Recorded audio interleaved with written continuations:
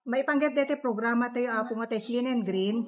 Tayo postpone nga mini idikwa gapo tayo di bagyo. Iso nga nang rugi kam lang idi last week. Dito ket 5 days, Monday to Friday, yung upat lang a barangay. Ti innovation mi itata, dati-dati nga mini nga mangrugi kami nga di barangay 1, inga na nga 62B.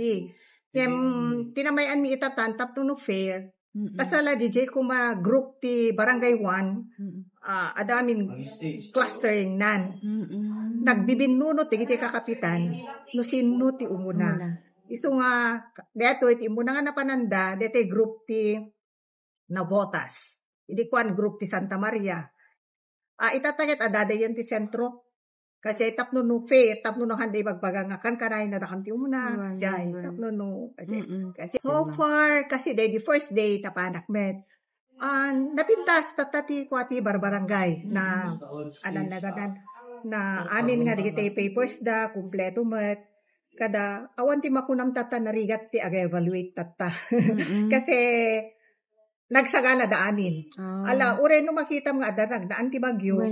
Makitam ti effort da nga na-revive kada. Dagos damit nga. Iso nga, deti nga tatay kastan, karirigatan ti pinag-judge ti evaluate.